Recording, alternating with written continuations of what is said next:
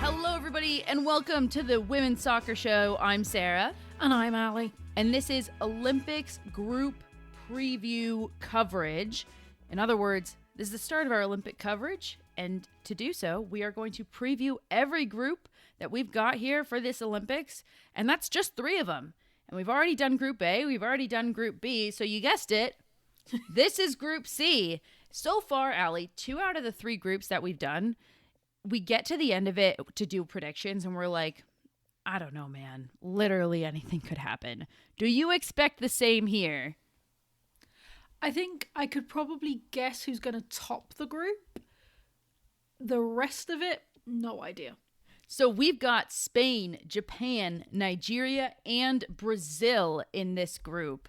Here we go. Let's just get into it. Before we jump in, because we're going to break down each team, we're going to spend a little bit of time on each team, and then at the end, of course, we're going to talk through our predictions, who we think is going to fall in what order.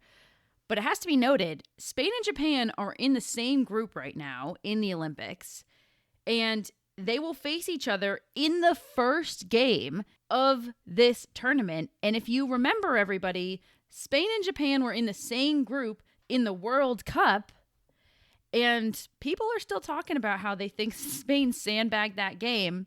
I don't think they did, but Japan really had their way with Spain, but of course Spain the ones to move on and ultimately win the entire World Cup last year. What a game to kick this group off with. So we've got a lot to talk about. Let's do it. We've got to kick it off with the reigning World Cup champions, España. I guess the big question is, before we get into the nitty-gritty details, Allie, can they go back-to-back? Can they do World Cup Olympic gold? I think they have a very good shot. They are, spoiler alert, my pick to top this group. I think they've just been playing really consistent, really beautiful football at the moment. So I do think they are on track. You look at the Nations League, and they absolutely dominated in the Nations League. They're playing just some really beautiful and consistent football right now. You know, they are a force to be reckoned with right now. So I would say they're probably one of the favourites to do it. But as we all know, tournament football is tournament football, and anything can happen. Certainly true. And unfortunately, while we talk about Spain right now, before we even get into the players and the fact that this team is obviously insanely talented, just riddled with skill and talent everywhere across the whole field, we have to kind of pick up in the story that has been ever continuing since the World Cup. We knew, well, honestly, since before the World Cup, we were following all of the drama that was going on with Spain and the players and who was protesting, sitting out the World Cup, so on and so forth. Anyways, we're not going to go through the whole history because that's honestly at this point 3 years of history right now. But we're going to start with the fact that first and foremost, Atiana Bonmatí did an interview with BBC and just flat out said that nothing has changed in Spain since they won the World Cup. Nothing has changed club or international wise, and the investment and just frankly, everything is the same. And unfortunately, that's not entirely surprising when, I don't even want to say his name, when Jorge Vilda was finally let go.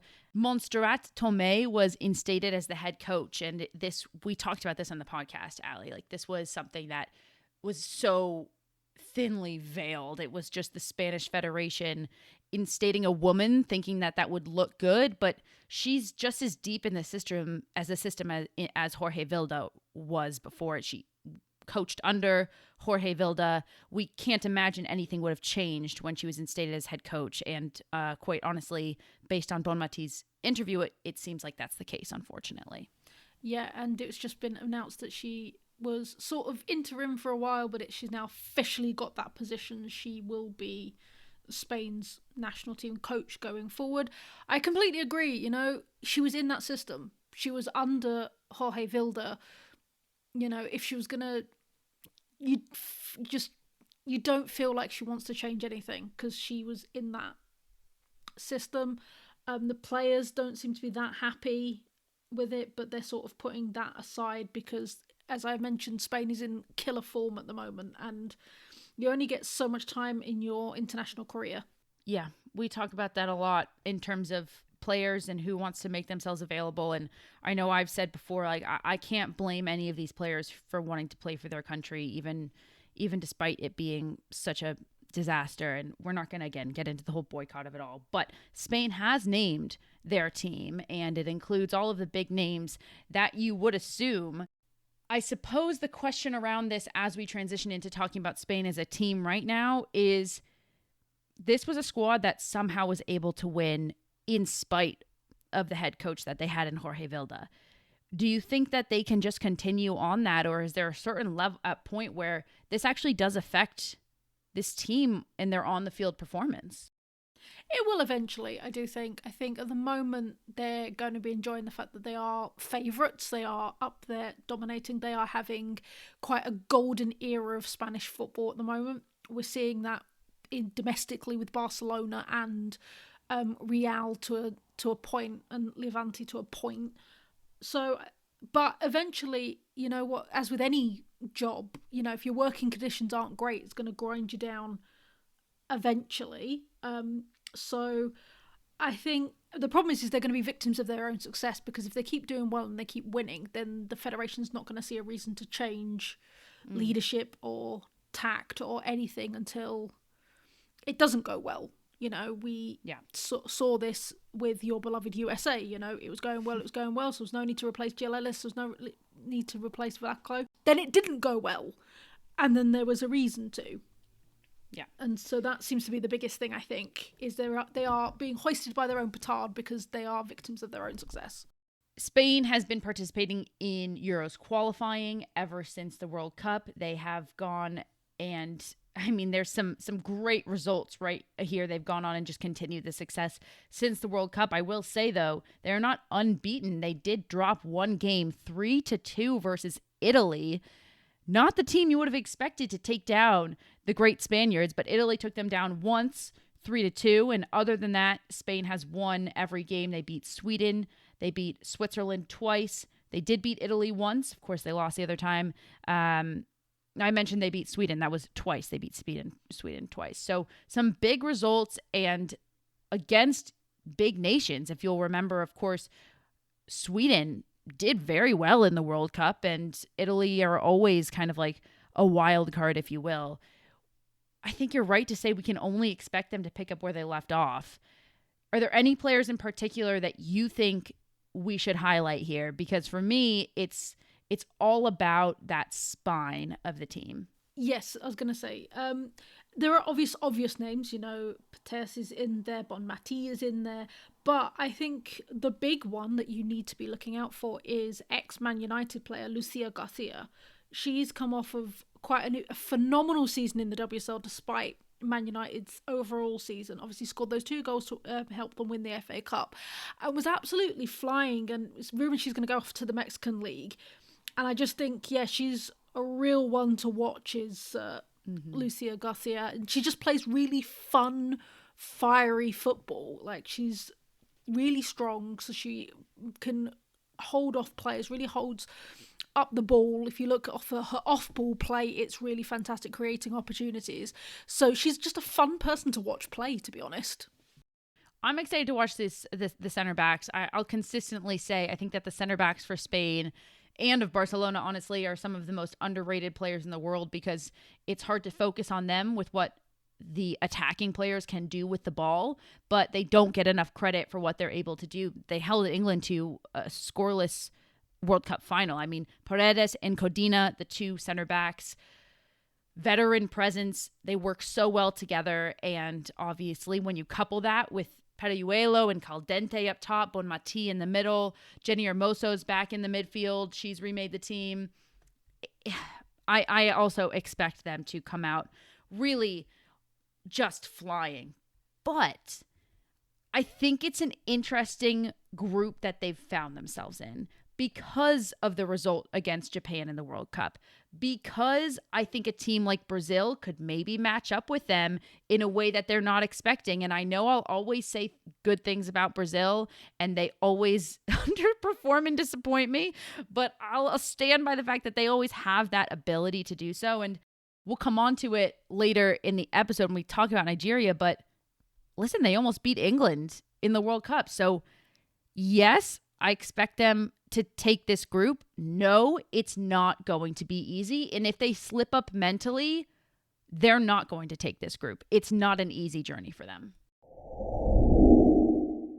So the second team in this group is Japan, and these are one of my favorite teams. I'm going to declare my bias now to watch play. They play some of my favorite kind of football, does the Japanese national team. You do really have a soft spot for the I've Japanese got national team. such a soft spot for the Japanese national team. Genuinely, they had, you know what, a great World Cup after a run of not great form in terms of tournament football. You know, they managed to get to the quarterfinals before being knocked out by Sweden. And yeah, and they've won the Asian Cup twice. They've managed to get to the Olympics runners up in 2012, losing to the US eventually.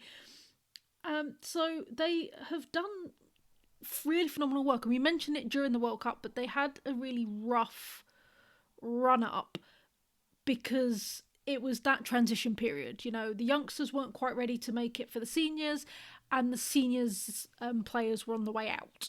So we now are starting to see that fruition of the youth team coming of age to go into the senior team. They had a really great run youth wise and in the unders categories. And we're now starting to see that in the senior team. And they just play this really beautiful. I mean, I don't like normally playing out from the back, but they do it so well, and it's just so organised. And I just love this team, man. I just love this team, and I think they're going to give us some great games this tournament. Yeah. Well, I do think that exact style that you're mentioning is why they were able to match up so well against Spain. And they kind of like played Spain's game almost against them. Obviously, they're playing their own game, but they beat Spain in the possession and the playing out of the back game. It's crazy.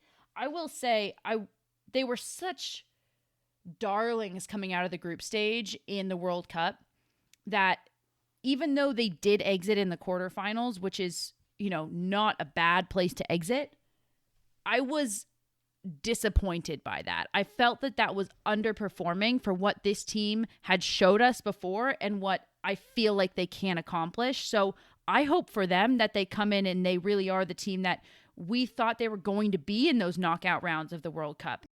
So one huge miss for Japan is obviously going to be Endo, who unfortunately is going to be missing due to an ACL tear, which is such a shame because anybody who did watch them in the World Cup will know what a key player she was for them in the World Cup. She was either scoring all the goals or was involved in the mix of assists and stuff like that. For anybody who does watch the WSL regularly will know what Yui Hasegawa has done for Man City and what she plays in the midfield. Selfishly, Riko Ueki at West Ham, again, a great forward player, and also Mina Tanaka, who was fantastic again in the World Cup and has been selected again for the Olympics. So they've got a real attacking base, Japan, which as we've said has been a problem for a long time because they play this really low block and they've been this really defensive team, which is great at keeping goals out, but you never knew where the goals were coming from. Now they seem to, even with Endo out, have got a real core group that anybody could score out of like 3 or 4 of them, which is what's making them fun because this group's very physical. Let's be honest, Group C is probably the most physical group out of You all 3 think? groups. Are you just saying that because of Brazil and Nigeria? No, because I think Spain can also have their moments and stuff like that. I genuinely think there's a physicality to certain players. Interesting. I wouldn't I have know picked this group as a physical group, honestly. Like I've seen Brazil be able to play physical. I've seen all of these teams be able to play physical, but I wouldn't have pegged any, like if you were to ask me to describe any of these teams, physical wouldn't be a word I would use to describe their style. No, I would say that, the players have got their thing. And I would say Japan's probably the least physical out of these 4 teams. So I'm really excited to see how they're going up against Spain, how they're going up against Nigeria, how they're going up against Brazil. They've played Brazil quite recently. They played them in the She Believes. They didn't do very well. They did manage to hold up. No. It was 0-0 in the Brazil game, and then they went out on penalties, but they did come last technically in the Yeah. She I think it Believes. was 1-1 and then pens, but yeah, same thing. Yeah, yeah. So they haven't really done that well against these teams, but then they've played Nigeria 5 times in their history. They've won 4, lost 1. So it's all going to be dependent about what Japan turns up. If we get Japan of the group stages of the World Cup, then they are going to be a huge force. Yeah. If we get the Japan of the quarters, less so. I don't think that they've been the Japan of the group stages, honestly, since the group stages. I think that a switch flipped and it shifted and it hasn't shifted back. I totally agree with what you said about Endo and how key she is for this team. And I think you can see that even if you go back and watch World Cup games. When she's on the field, it's a different team than when she's not on the field. So yeah, I mean, it has been so fun to talk about Japan because of the history that you alluded to, where they were a world powerhouse and they had a really big dip for many years, really since 2015. I would say, arguably, it started in a little earlier than that, but they were in the World Cup final in 2015, lost to the US, and fell off. And they really fell off when they fell off. It was low. And it's been so fun to watch them come back, and hopefully we didn't witness like the peak of their coming back. I hope that this Olympics is just an extension for them and of the World Cup, and they can grow on what they did a year ago. Over to Nigeria. Nigeria finished in second in their group in the World Cup. It was one of the most fun groups to watch. It was Australia, Nigeria, Canada, and Ireland, and that is how they finished in that order. They won 1 and drew 2 in their group, and they were able to knock out Canada, advancing over Canada. And then, as we alluded to before, got knocked out in the round of 16 by England. But listen, that went 0-0 through extra time all the way to penalties, and England won on penalties. Since then, Nigeria has played a ton of African nations because the Women's Africa Cup of Nations qualification has been going on. And Nigeria has historically been really like a powerhouse of women's soccer when it comes to the African nations. They've recently named their squad, so I'm excited to get into talking about some of these players because I think that there's a lot more names than people might think that they recognize. A lot either playing here in the US in college or in NWSL. And the first name that I just want to start off talking about is somebody who's made a name for herself in the NWSL, which is Michelle Alozie. Yeah, absolutely. She's been absolutely pivotal to the dash in recent times.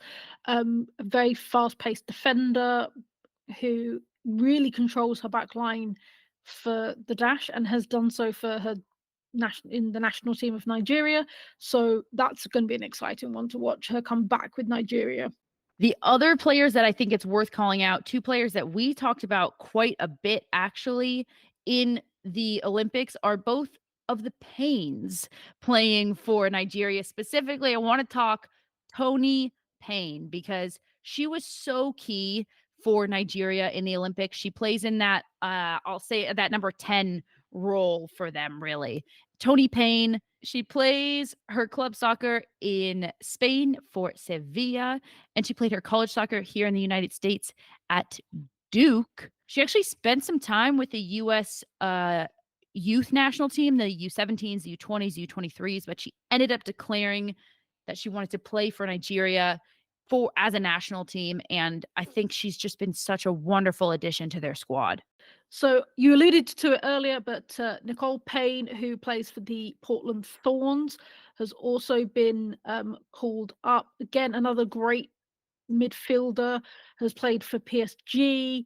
So currently plays for the Portland Thorns, is on loan from PSG. She, again, like Toni Payne, did her college career over in the States, playing for the West Virginia Mountaineers, as well as the USC Trojans. You'd Sorry. love a West Virginia Mountaineers shirt, wouldn't you, Allie? So for anybody who doesn't know, I seem to be collecting US college memorabilia. So if anybody wants to hook me up with a Mountaineers shirt, I'm not going to say no. All right, and finally, I don't think we can move on from talking about Nigeria and some of the players that will be key here without commenting on, of course, Asisat Ashwala, who now plays for Bay FC, who previously was, of course, at Barcelona. Listen, she's obviously a massive attacking threat and an element that you can't ignore because teams are going to have to defend Nigeria differently because of the threat that Oshuala presents. But I think it also has to be said for somebody who presents such a presence, and she will 100% change how teams have to defend against Nigeria as a squad. She has not converted as much as she has been expected to in the NWSL. Yeah, no, I think there is still some kinks to work out at BFC, and so she hasn't quite hit the ground running like we've seen with, like, say, for example, Barbara Brander, who came over, and teams like that, players like that we're seeing. But she's still an absolutely cracking player, and she'll draw out players because they're going to want to man mark her to then move over to, allow her teammates to score. So we'll still be very exciting to see her play. It's also worth noting here before we move on from Nigeria that this is also a team that just is not getting paid by their federation. We covered this story a lot during the World Cup. The money is just simply not there.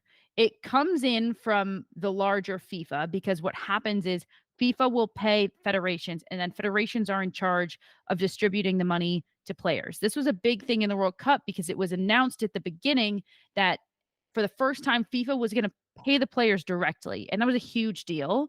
And then about halfway through the tournament, they just took it back and they said, actually, for tax reasons, we're still going to pay the federation. And what happens when FIFA pays the federation is exactly what we're talking about here. That money, sometimes it doesn't go to the players. And that's what's been happening in Nigeria. These players are not getting paid. The head coach is not getting paid. They made a lot of noise about it in the lead up to the World Cup, and it's definitely worth continuing to highlight. Head coach Randy Waldrum coaches at University of Pittsburgh here in the United States, and he has been really solid in his stance alongside the players and not only his support of them and what they need to do because they've had to boycott games to try to force the federation to pay them and so on and so forth. But he's not getting paid. So he's also standing with them, not just for them, but also for him. So just worth noting another squad that could be doing so much more if they just had the funding from their federation. And it's impressive what they've been able to do with as little as they've been getting. And the final team in this group is the aforementioned Brazil. This is going to be a massive tournament for them because Marta announced that it is her last international tournament and then she's done. I mean, I don't believe she's going to be done, but she says she's going to be done. You don't think she's going to be done internationally? No, I don't think she will. I think she's going to keep going. No, she's going to stick by her word. She might continue club, but she's done internationally. So yeah. So if that appears to be true, then this is going to be a massive tournament for Brazil. They are a team of big names, big players, and big performances. So it's going to be very emotional, regardless of where they finish in this tournament. They had a very disappointing World Cup. They didn't get out of the groups, and they will want to make up for it this time round. They've been the silver medalists twice at the Olympics in 2004 and 2008, and they normally really thrive in tournament football. So it'll be interesting to see which Brazil turns up. Definitely some huge names, but a team, like you said, completely underperformed in the World Cup. They were kind of like dark horse favorites to potentially cause some big upsets. And they, like you said, unable to even get out of the group stages. I'm curious about this team because I think we need to cover the coaching changes because there's been a coaching change since the World Cup. And a lot of what I think Brazil are showing is really positive. I think we talked a lot about this in the W Gold Cup because a lot of we gave Pia Suntag, previous head coach for Brazil, a lot of praise. And I think rightfully so, to be honest, because she took a team that quite honestly was centered around individualistic talent and individual stars. And she made it into a team that was a desirable team to play for. It wasn't centered around individual stars. Really, what she's so good at is recruiting.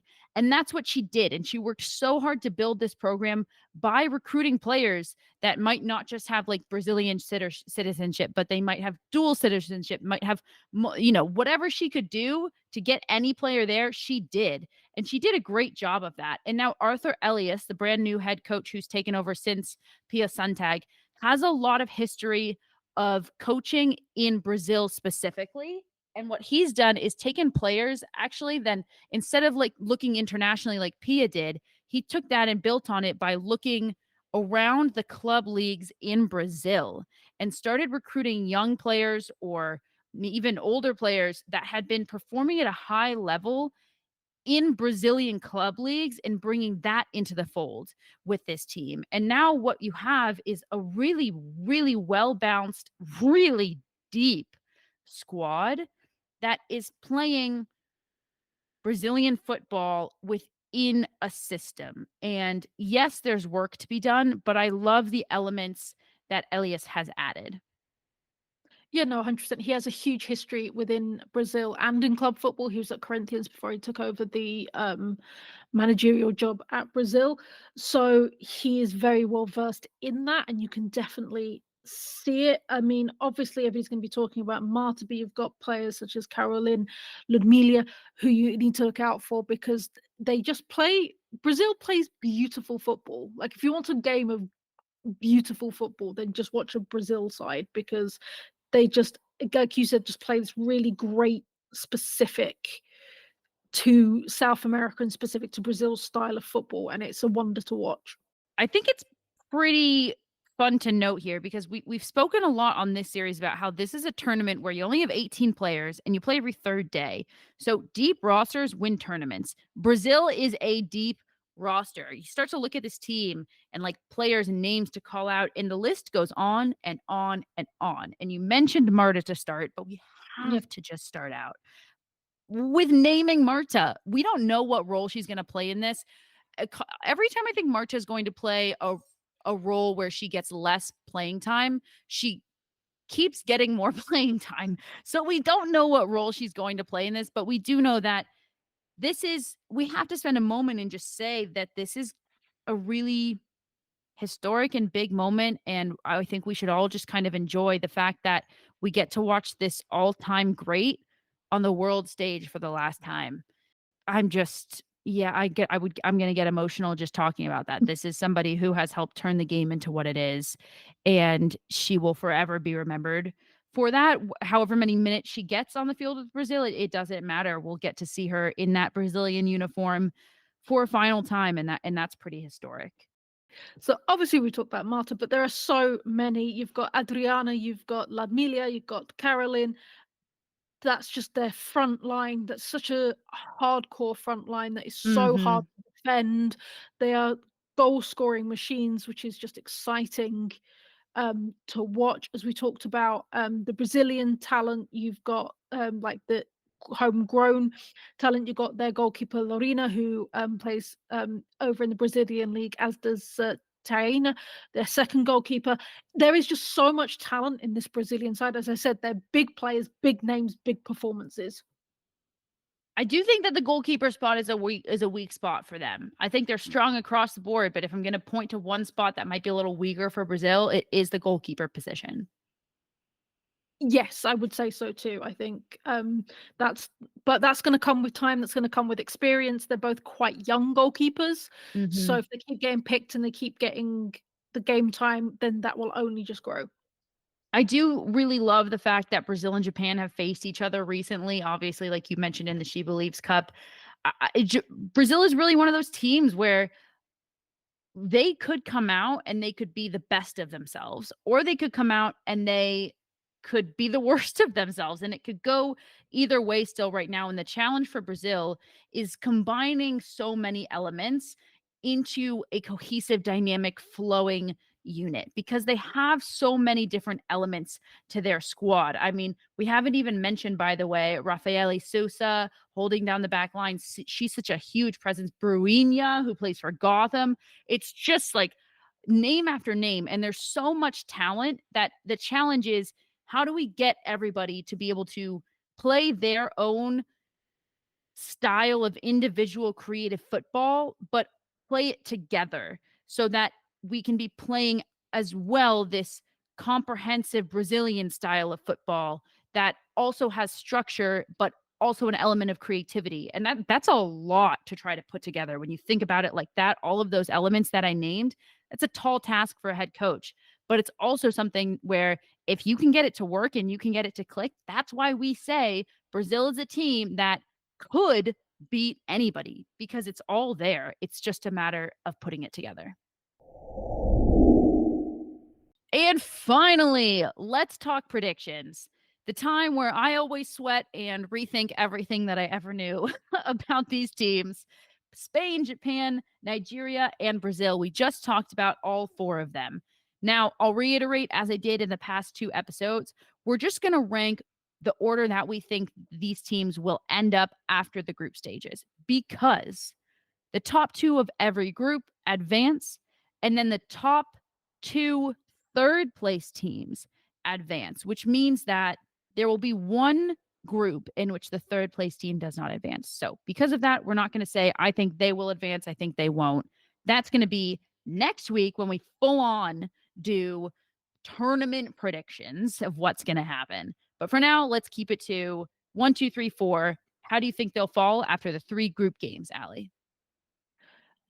I am gonna say it's Spain is gonna top the group just because the form they're in is absolutely phenomenal. I am tossing up in my head between Japan and Brazil. Probably, I would say Japan second, Brazil third, and then unfortunately, Nigeria fourth. Interesting. I might throw a huge wrench in this. Are you ready for this? Do it. I do think Spain will top the group. I think that they're experienced and they're talented, and they've obviously proven that they know how to win a tournament. But I'm going to go Brazil and then Nigeria and then Japan. Interesting. It's just it might not make sense. I It think doesn't, that but okay. once again, I think Brazil could beat Spain. I think Japan could beat Spain. But here's why I did this. I think we've seen Japan and Brazil face off recently, and in my opinion, Brazil were the better side. I mentioned already in this episode that I don't think we've seen the Japan from the group stages in the World Cup since the group stages in the World Cup. If I'd even seen that from them like once since then, I would rank them higher, but something's not working, and they clearly haven't figured out what that is that isn't working. So that's why I think Brazil will end up above Japan. Now, why do I rank Japan below Nigeria? Simply because I picture them in a head-to-head matchup, and I think that Japan might struggle with the attacking threat that Nigeria presents. And Nigeria has proven that they can keep a clean sheet. So this might be one of those battles where one goal wins a game. And if Nigeria can get that goal on a counterattack, that might open everything up for them. So I'm just going for it. I think Nigeria also have proven that you can't underestimate them in tournament play. We mentioned that they obviously went second in their group above Canada in the World Cup, and they took England to penalties. So they can't be underestimated. I think, unfortunately, Japan's rise is going to be stalled a little bit here, and it will go Spain, Brazil, Nigeria, Japan. All right, and that is it for our group previews. Reminder, tune in next week. We've got the full-blown predictions episode. That's right. We're talking who's going to be first, who's going to be second, who's going to be third, and golden ball, golden boot. We always have some fun with those ones, don't we? You got to pick a dark horse sometimes, right? Hey, look, I'm British. We always like an underdog over here. There we go. So tune in next week. That'll be Monday. And crazy enough as it is, next week, you'll have that episode on Monday. And then the tournament kicks off on Thursday next week. So then you'll see us again Friday to talk through all of those first match days. But for now, I've been Sarah. I've been Allie. And this is the Women's Soccer Show. Thanks, everybody. Good night.